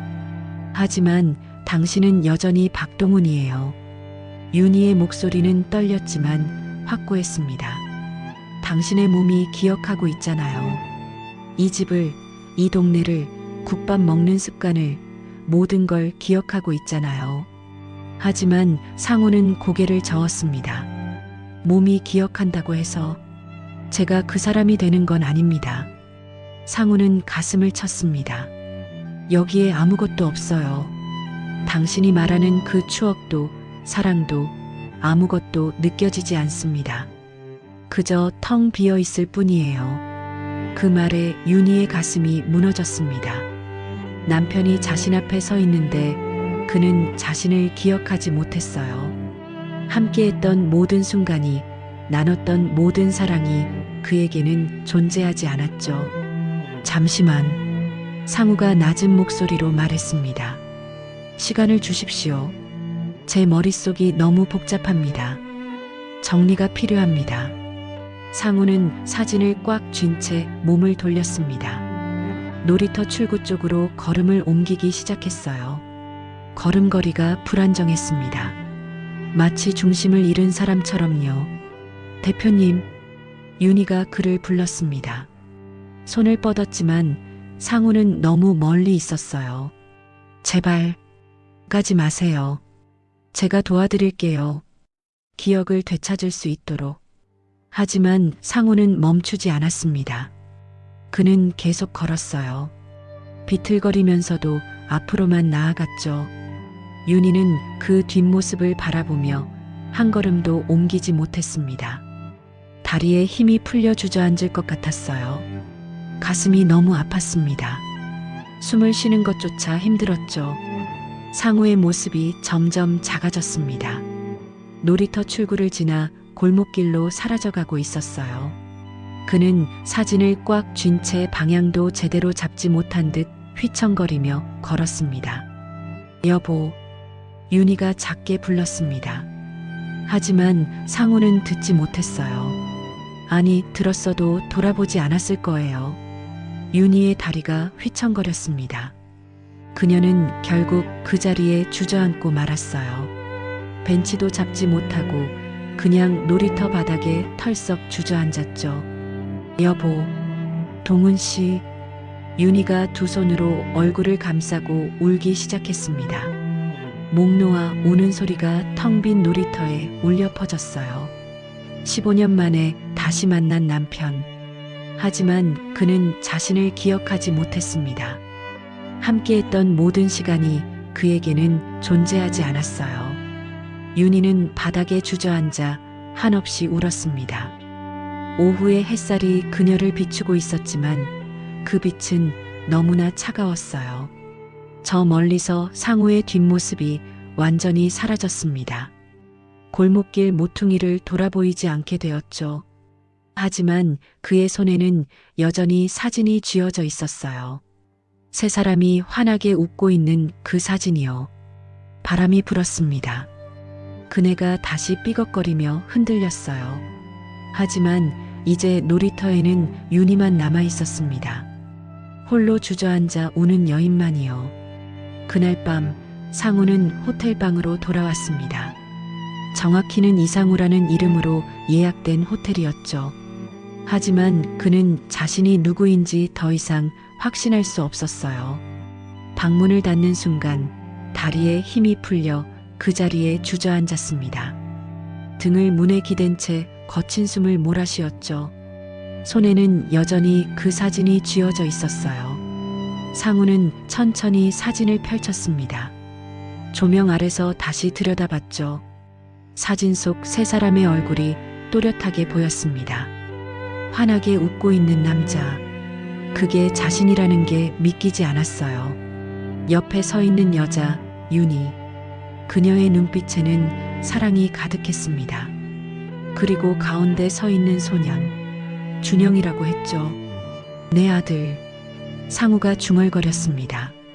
그 단어가 입 밖으로 나오는 순간 가슴 한쪽이 저릿해졌어요. 아들. 자신에게 아들이 있었다니. 상우는 침대에 앉아 사진을 무릎 위에 올려놓았습니다. 그리고 한참을 그것만 바라봤죠. 시간이 얼마나 흘렀는지 알 수 없었어요. 창밖으로 도시의 불빛이 보였습니다. 수많은 차들이 오가고 사람들이 분주하게 움직이고 있었죠. 하지만 상우의 귀에는 아무 소리도 들리지 않았어요. 오직 윤희가 했던 말들만이 머릿속을 맴돌았습니다. 당신은 박동훈이에요. 제 남편이고 준영이의 아버지예요. 상우는 두 손으로 얼굴을 감쌌습니다. 머리가 터질 것 같았어요.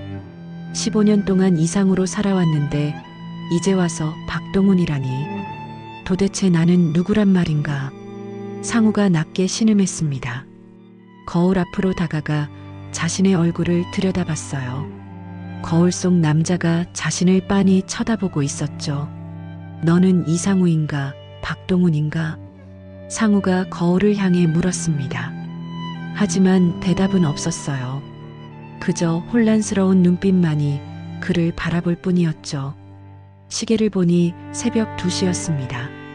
상우는 침대에 누웠지만 잠이 올 리 없었어요. 눈을 감으면 사진 속 세 사람의 얼굴이 떠올랐고 눈을 뜨면 천장만 보였습니다. 밤이 깊어갔습니다. 하지만 상우는 한숨도 잘 수 없었어요. 계속 뒤척이다가 일어나 창가에 섰습니다. 하늘이 점점 밝아오고 있었죠. 새벽 5시. 상우는 결국 포기하고 샤워를 했습니다. 뜨거운 물이 온몸을 적셨지만 머릿속은 여전히 복잡했어요. 옷을 갈아입고 짐을 챙겼습니다. 오늘 오후 비행기로 베트남으로 돌아가야 했거든요. 하지만 발걸음이 떨어지지 않았습니다. 이대로 가도 되는 건가? 상우가 중얼거렸습니다. 사진을 가방에 넣으려다가 멈췄어요. 그리고 다시 꺼내 주머니에 넣었죠. 왜인지 손에서 놓을 수가 없었습니다. 호텔을 나와 공항으로 향하는 차에 탔습니다. 비서가 운전석에 앉아 있었지만 상우는 아무 말도 하지 않았어요. 그저 창밖만 바라봤죠. 차가 도심을 벗어나 공항 고속도로로 접어들었습니다. 주머니 속 사진이 자꾸 신경 쓰였어요. 상우는 사진을 꺼내 또다시 들여다봤습니다. 대표님, 괜찮으십니까? 비서가 백미러로 상우를 보며 물었습니다. 상우는 고개를 끄덕였지만 표정은 창백했어요. 그냥 조금 피곤할 뿐이네. 차는 인천공항에 도착했습니다. 상우는 무거운 발걸음으로 출국장으로 향했어요. 수많은 사람들이 분주하게 오가고 있었죠. 체크인을 마치고 출국 심사를 통과했습니다. 이제 탑승 게이트로 가기만 하면 됐어요. 하지만 상우의 발걸음은 점점 느려졌습니다. 면세점 앞을 지나며 상우는 멈춰 섰습니다. 진열된 물건들이 보였지만 눈에 들어오지 않았어요. 그저 멍하니 서 있었죠. 탑승 게이트까지 가시죠, 대표님. 비서가 조심스럽게 말했습니다. 상우는 고개를 끄덕이고 다시 걸었어요. 탑승 게이트 근처에 도착했을 때였습니다. 갑자기 스피커에서 안내방송이 울려 퍼졌어요. 베트남 호치민행 비행기 탑승 안내 말씀드립니다. BH261편. 한국어 안내방송이 끝나자 곧바로 베트남어 안내방송이 이어졌습니다. 그 순간이었습니다. 상우의 몸이 굳어졌어요. 베트남어 안내방송이 귓가에 울리는 순간 머릿속에 무언가가 번쩍했습니다. 이 소리, 이 특유의 웅성거림, 어디서 들어본 것 같았어요. 주변의 소음들이 점점 커지기 시작했습니다. 얼굴 앞에서 누군가의 여권을 흔들던 직원의 모습, 호치민행 탑승구는 저쪽입니다라고 외치던 공항 직원의 목소리, 출근용 가방을 한 손에 들고 다른 손에는 가족 사진을 쥔 채 초조하게 줄을 서 있던 바로 그날 공항의 풍경이 스쳤어요. 출국장 유리병 너머로 보이던 아침 햇살, 마지막으로 사진을 바라보며 스스로에게 중얼거렸던 말. 이번 일만 끝나면 더 행복하게 해줄게. 꼭 그 순간 가슴 깊은 곳이 따끔하게 저렸습니다. 잊어버렸다고 생각했던 그 말, 지켜주지 못한 약속이 마치 벼락처럼 되살아났어요. 상우는 머리를 감싸쥐며 그 자리에 주저앉았습니다. 비서가 놀라 달려왔지만 상우는 손을 들어 제지했어요. 괜찮아. 잠깐만. 하지만 괜찮지 않았습니다. 머릿속에서 무언가가 폭발하는 것 같았어요. 봉인되었던 기억의 문이 굉음과 함께 열리기 시작했죠. 15년 전, 빗길을 달리는 낡은 버스 안, 창밖으로 베트남의 시골 풍경이 흘러가고 있었습니다. 버스는 덜컹거리며 비포장도로를 달리고 있었죠. 박동우는 창가 자리에 앉아 밖을 내다보고 있었습니다. 건설 현장으로 가는 길이었어요. 주머니 속에는 윤희와 준영이 사진이 들어 있었죠. 추워 죽겠네. 옆자리에 앉은 동료가 몸을 웅크리며 중얼거렸습니다. 20대 초반으로 보이는 젊은 청년이었어요. 현장 막노동으로 돈을 벌러 온 사람이었죠.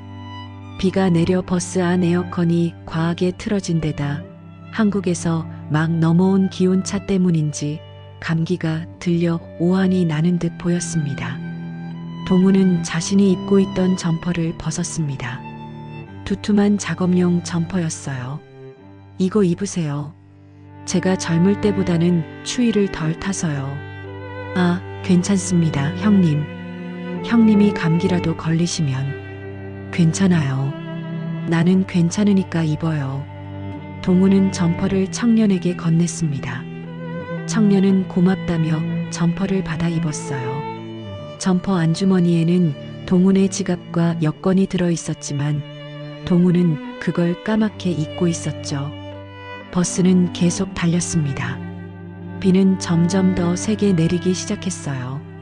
운전기사가 속도를 줄였지만 도로 상태는 점점 나빠지고 있었습니다. 괜찮겠어요? 동훈이 걱정스럽게 물었습니다. 운전기사는 괜찮다며 손을 흔들었죠. 하지만 그 순간이었습니다. 커브길을 도는 순간 버스가 미끄러지기 시작했어요. 운전기사가 급히 핸들을 꺾었지만 소용없었습니다. 위험해. 누군가의 외침과 함께 버스가 전복되기 시작했습니다. 굉음이 울려 퍼졌어요. 사람들의 비명소리, 유리창 깨지는 소리, 모든 게 한순간에 일어났죠. 동우는 창문 밖으로 튕겨나갔습니다. 몸이 공중으로 날아가더니 빗물로 불어난 도랑물 속으로 떨어졌어요. 차가운 물살이 몸을 훑고 지나가며 온몸이 휩쓸릴 것 같았죠.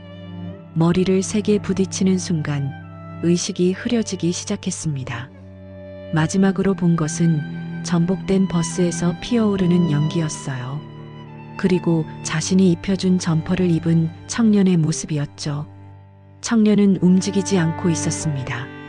젖은 점퍼 주머니에서 무언가가 빠져나와 있었어요. 동훈의 지갑이었죠. 아, 안 돼. 동훈이 손을 뻗으려 했지만 물살이 몸을 잡아끄는 바람에 움직일 수가 없었습니다. 시야가 흔들리고 의식이 점점 멀어져 갔어요. 그리고 모든 게 암흑 속으로 빠져들었습니다. 그래, 그때 공항 바닥에 주저앉은 상우가 중얼거렸습니다. 모든 기억이 돌아왔어요. 퍼즐 조각들이 맞춰지기 시작했죠. 점퍼를 입은 청년이 즉사했고 주머니 속 여권 때문에 그가 박동훈으로 오인되어 사망 처리됐던 겁니다. 그리고 정작 박동훈은 물살에 떠밀려 사고 지점에서 멀리 떨어진 곳에서 발견되어 기억을 잃은 채 살아남았죠. 내가 박동훈이었어. 상우의 눈에서 눈물이 흘러내렸습니다. 모든 게 선명하게 떠올랐어요. 윤희의 얼굴, 준영이의 웃음소리, 함께했던 모든 순간들. 윤희, 준영아. 상우는 주머니에서 사진을 꺼냈습니다. 떨리는 손으로 사진을 바라봤어요. 이제는 알 수 있었습니다. 사진 속 사람들이 누구인지를. 그들은 자신의 가족이었어요. 사랑하는 아내이자 소중한 아들이었죠. 대표님, 괜찮으십니까? 비서가 다급하게 물었습니다. 하지만 상우는 대답하지 않았어요. 그는 벌떡 일어나 뛰기 시작했습니다. 대표님, 어디 가십니까? 비행기가. 미안하네. 나는 집에 가야 하네. 상우가 뒤돌아보며 외쳤습니다. 상우는 출국장을 빠져나가기 시작했습니다. 사람들이 놀라 그를 쳐다봤지만 신경 쓰지 않았어요. 오직 한 곳만 향했죠. 입국장 쪽으로 뛰었습니다. 출국 심사를 취소하고 다시 입국장으로 나왔어요. 가슴이 터질 것 같았습니다. 윤희야, 기다려. 내가 갈게. 내가 돌아갈게. 상우는, 아니, 이제는 동훈이라고 불러야 할 그는 공항 밖으로 뛰쳐나갔습니다. 택시 승강장으로 달려가 택시를 잡았어요. 성북동으로 가주세요. 최대한 빨리요. 택시가 출발했습니다. 동훈은 뒷좌석에 앉아 사진을 꼭 쥐었어요. 눈물이 멈추지 않았습니다. 15년. 너무 오래 걸렸습니다. 하지만 이제는 알았어요. 자신이 누구인지, 어디로 가야 하는지. 기다려, 윤희야. 조금만 기다려. 택시는 성북동을 향해 달렸습니다. 동훈의 가슴은 미친 듯이 뛰고 있었어요. 15년 만에 집으로 돌아가는 길이었죠. 손님, 급하신 일 있으세요? 택시 기사가 백미러로 동훈을 보며 물었습니다. 동훈의 얼굴이 창백하고 눈물로 범벅이 되어 있었거든요. 네. 15년 만에 집에 가는 길입니다. 동훈의 목소리가 떨렸습니다. 15년. 그 긴 세월이 이제야 끝나고 있었어요. 15년이요? 그럼 가족분들이 얼마나 기다리셨겠습니까? 기사의 말에 동훈은 고개를 끄덕였습니다. 손에 쥔 사진을 내려다봤어요. 사진 속 윤희와 준영이가 환하게 웃고 있었죠. 윤희야, 얼마나 힘들었을까? 혼자서 준영이를 키우느라 얼마나 고생했을까? 동훈의 가슴이 저렸습니다. 자신이 없는 동안 윤희가 감당해야 했을 고통이 느껴졌어요. 아들의 성장을 지켜보지 못한 것도, 아내의 곁을 지키지 못한 것도 모두 자신의 잘못처럼 느껴졌죠. 택시는 한강대교를 건넜습니다. 강물이 햇살을 받아 반짝이고 있었어요. 서울의 풍경이 창밖으로 스쳐 지나갔죠. 그 옷을 벗어주지 말았어야 했는데. 동훈이 중얼거렸습니다. 점퍼를 벗어준 그 순간이 모든 비극의 시작이었어요. 선희가 이런 결과를 가져올 줄은 꿈에도 몰랐죠. 하지만 다시 돌아왔으니까.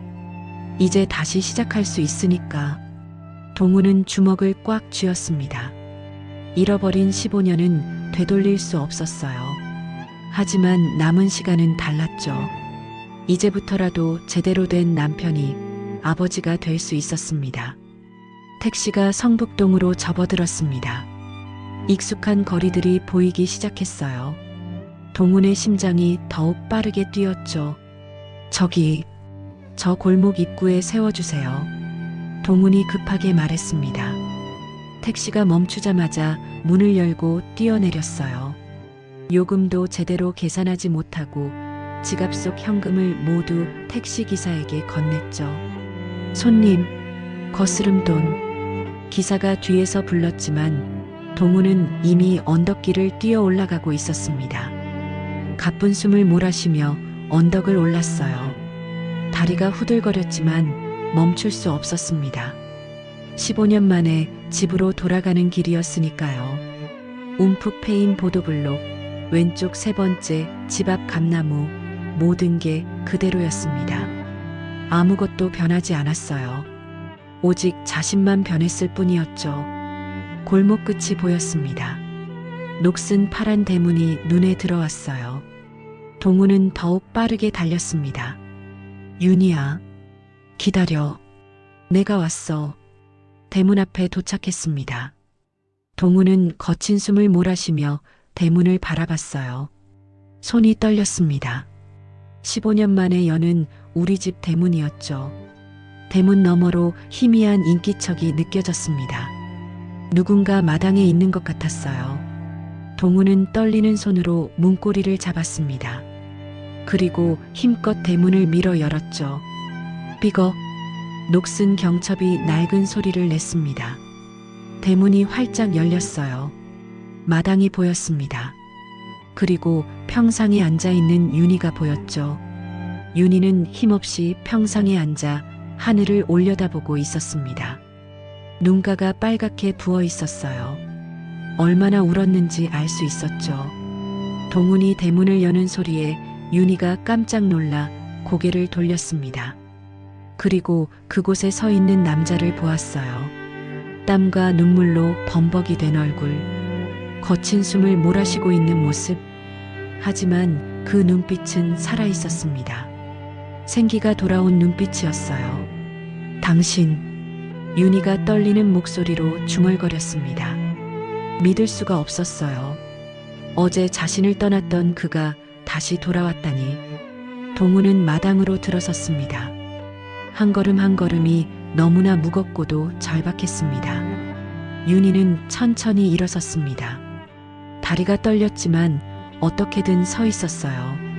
동훈과의 거리가 점점 좁혀졌죠. 윤희야.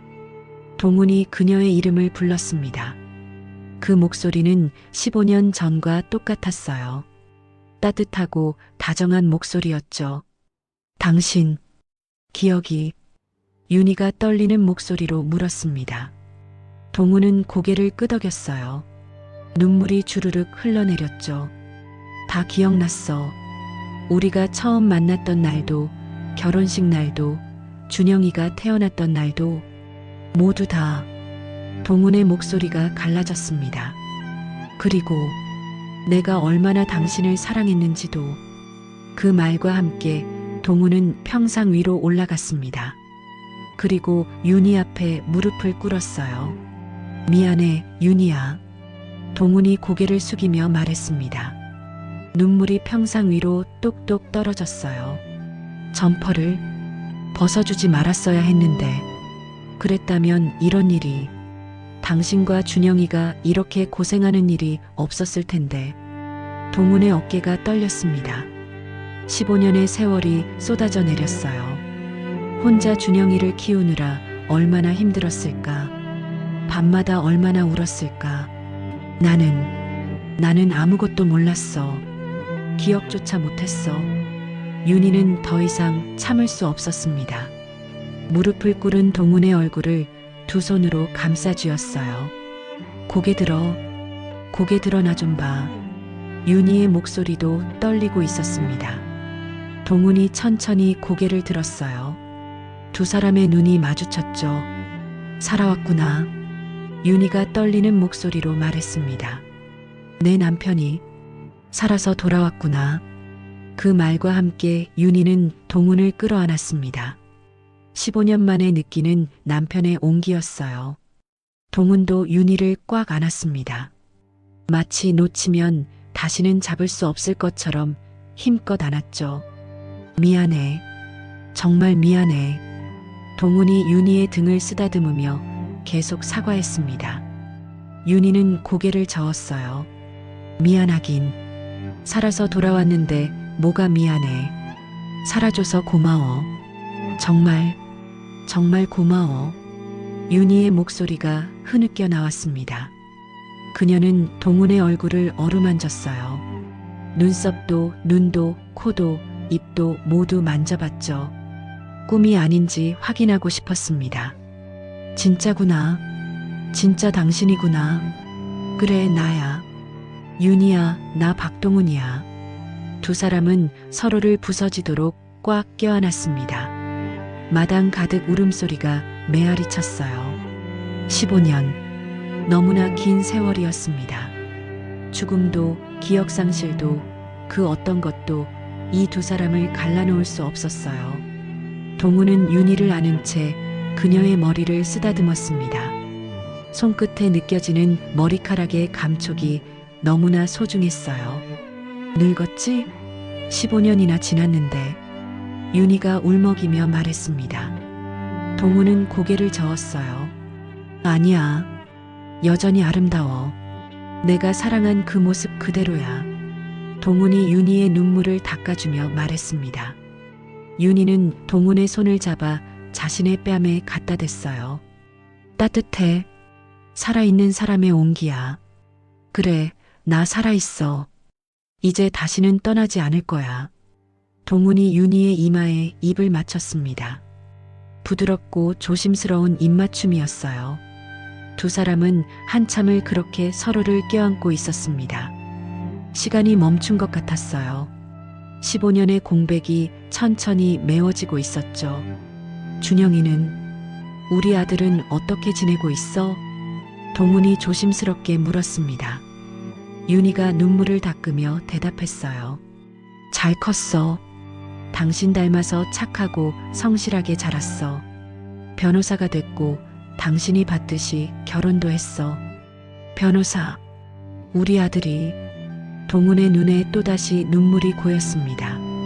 자랑스러움과 미안함이 동시에 몰려왔어요. 보고 싶다. 준영이 곧 돌아올 거야. 신혼여행 갔다가 이번 주에 돌아와. 윤희가 동훈의 손을 꽉 잡으며 말했습니다. 그때까지 기다려줄 수 있지? 이번엔 정말 기다려줄 수 있지? 동훈은 윤희의 손을 두 손으로 감싸쥐었습니다. 물론이야. 평생이라도 기다릴 거야. 이제는 절대 떠나지 않을 거니까. 두 사람은 다시 한번 서로를 껴안았습니다. 마당의 빨랫줄이 바람에 흔들렸고 화분의 꽃들이 향기를 내뿜었어요. 모든 게 평화로웠습니다. 15년 만에 찾아온 진정한 평화였죠. 집에 왔구나. 드디어 집에 왔어. 동훈이 작게 중얼거렸습니다. 윤희가 고개를 들어 그를 바라봤어요. 응, 당신 집에 왔어. 우리 집에. 두 사람은 서로를 바라보며 미소 지었습니다. 눈물이 가득했지만 그 미소는 행복으로 가득했어요. 기적 같은 귀환이었습니다. 15년의 세월을 건너 마침내 집으로 돌아온 남자. 그리고 그를 끝까지 기다려준 여자. 두 사람의 이야기는 이제 새로운 장을 열고 있었습니다. 며칠이 흘렀습니다. 윤희와 동훈은 집에서 조용히 시간을 보냈어요. 15년의 공백을 조금씩 메워가고 있었죠. 동훈은 집 안구석구석을 둘러봤습니다. 모든 게 기억 속 그대로였어요. 부엌의 찬장, 거실의 소파, 작은 베란다. 손때 묻은 가구들이 세월의 흔적을 간직하고 있었죠. 준영이 방은 그대로 두었어.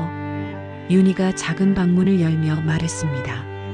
동훈이 안을 들여다봤어요. 책상 위에는 대학 졸업 사진이 놓여 있었고 벽에는 오래된 포스터들이 붙어 있었죠. 여기서 공부했겠구나. 동훈이 책상을 쓰다듬으며 말했습니다. 가슴이 뭉클했어요. 아들이 혼자 공부하며 성장한 모습이 눈에 선했죠. 밤늦게까지 불 켜고 공부했어. 엄마 걱정 끼치지 않으려고 얼마나 열심히 했는지. 윤희의 목소리가 떨렸습니다. 동훈은 그녀의 손을 잡았어요. 고생 많았어. 혼자서. 이제 혼자가 아니잖아. 윤희가 동훈을 바라보며 미소 지었습니다. 동훈도 미소로 답했죠. 그날 저녁 윤희의 휴대폰이 울렸습니다. 어머니, 저 준영이에요. 내일 오후에 들어갈게요. 아들의 목소리에 윤희는 순간 숨이 막혔습니다. 내일이면 준영이가 아버지를 만나게 되는 거예요. 그래, 알았어. 조심히 와. 전화를 끊고 윤희는 동훈을 바라봤습니다. 동훈도 들었는지 긴장한 표정이었어요. 내일 준영이를 만나는 거지? 응. 준비됐어? 윤희가 조심스럽게 물었습니다. 동우는 깊은 숨을 들이쉬었어요. 모르겠어. 어떻게 해야 할지. 괜찮아. 준영이도 아빠를 그리워했을 거야. 윤희가 동훈의 손을 꽉 잡았습니다. 다음 날 오후, 윤희는 아침부터 집안을 정리하고 음식을 준비했어요. 동훈은 거실에 앉아 창밖을 바라보고 있었죠. 손에 땀이 났습니다. 너무 긴장하지 마. 윤희가 동훈의 어깨를 다독였습니다. 하지만 동훈의 긴장은 쉽게 풀리지 않았어요. 오후 3시쯤 대문 밖에서 차 소리가 들렸습니다. 윤희와 동훈은 동시에 고개를 들었어요. 왔나 봐. 윤희가 떨리는 목소리로 말했습니다. 동훈은 자리에서 일어섰죠. 현관문이 열리는 소리가 들렸습니다. 어머니, 다녀왔습니다. 준영의 밝은 목소리가 들려왔어요. 며느리 지수도 함께 인사했죠. 어서 와라. 윤희가 현관으로 나가 두 사람을 맞이했습니다. 준영은 잘 쉬고 온 듯 얼굴이 환했어요. 신혼여행 잘 다녀왔어? 네, 정말 좋았어요. 어머니는?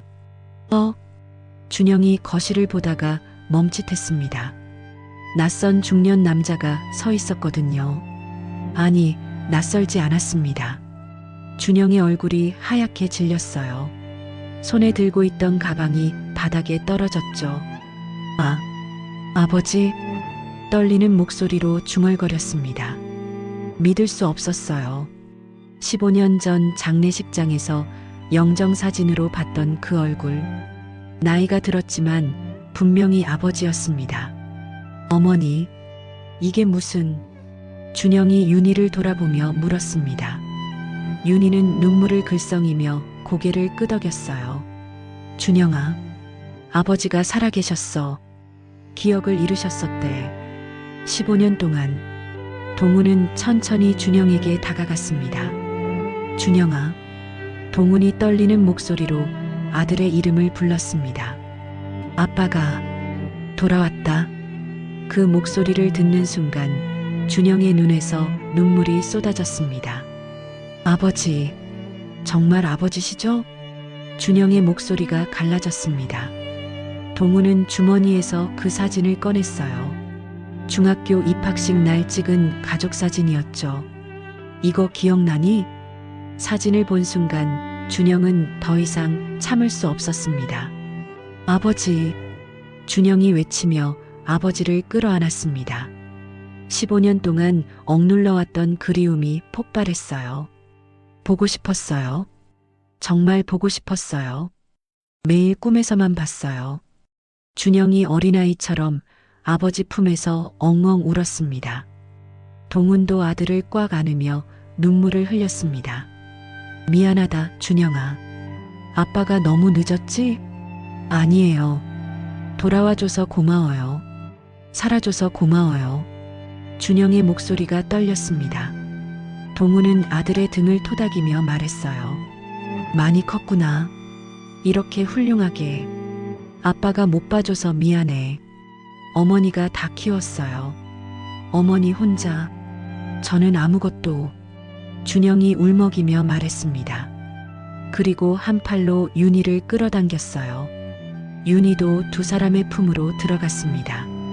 세 사람은 서로를 꽉 껴안고 한참을 울었죠. 며느리 지수도 눈물을 닦으며 그 모습을 지켜봤습니다. 감동적인 장면이었어요. 아버지, 다시 안 떠나시죠? 준영이 동훈을 떨어져 바라보며 물었습니다. 동훈은 아들의 얼굴을 두 손으로 감싸쥐었어요. 그래, 이제 절대 안 떠난다. 평생 함께 할 거야. 준영은 다시 아버지를 끌어안았습니다. 한참을 그렇게 울었어요. 며칠 후, 최 사장이 집을 방문했습니다. 동훈과 마주 앉아 술잔을 기울였죠. 자네가 내 사돈이었다니. 최 사장이 감탄하며 말했습니다. 세상에 이런 인연이 어디 있나? 내 목숨을 구해준 사람이 내 사돈이라니. 동훈도 술잔을 들며 웃었습니다. 저야말로 감사드립니다.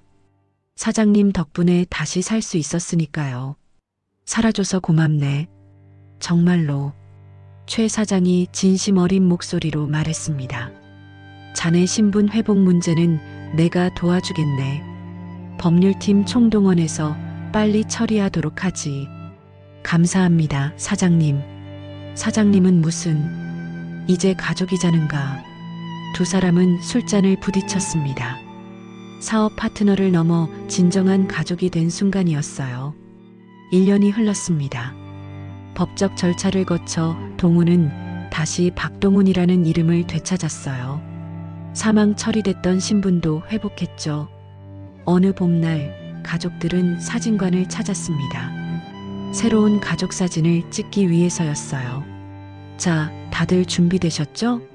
사진사가 카메라를 조정하며 물었습니다. 동훈과 윤희, 준영과 지수, 네 사람이 카메라 앞에 섰어요. 동훈은 윤희의 손을 꽉 잡았습니다. 놓지 않을 거라는 듯이요. 윤희도 동훈의 손을 꼭 잡았죠. 준영은 아버지의 어깨에 손을 올렸습니다. 지수는 시어머니 옆에 서서 환하게 웃었어요. 자, 웃으세요.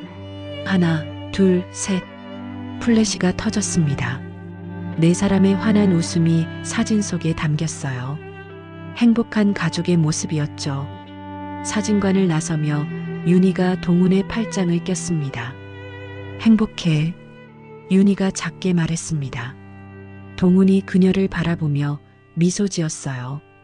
나도 정말 행복해. 따뜻한 봄 햇살이 네 사람을 비추고 있었습니다.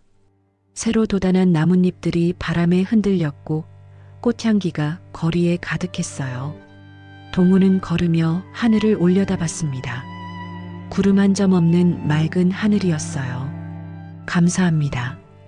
다시 돌아올 수 있게 해주셔서 마음속으로 기도했습니다. 그리고 다시 가족들을 바라봤죠. 준영이 아내 지수와 손을 잡고 걷고 있었어요. 윤희는 동훈의 팔에 기대어 행복한 미소를 짓고 있었죠. 모든 게 완벽했습니다. 아버지, 저기 식당 가요. 배고파요. 준영이 앞서가며 말했습니다. 동훈이 웃으며 대답했어요. 그래, 가자. 오늘은 아빠가 쏜다. 네 사람은 웃으며 식당으로 향했습니다. 15년의 긴 이별을 끝내고 가족은 다시 하나가 되었습니다. 죽음도 기억 상실도 갈라놓을 수 없었던 사랑이 마침내 승리한 거예요. 오늘의 이야기가 당신의 마음에 작은 울림을 드렸다면 앞으로도 당신의 나날에 잔잔한 위로가 될 이야기들로 찾아뵐 수 있도록 구독과 좋아요를 눌러주세요. 그리고 사연의 주인공을 위한 따뜻한 말씀도 댓글로 부탁드립니다. 당신의 오늘을 늘 응원합니다. 인생 나날이었습니다.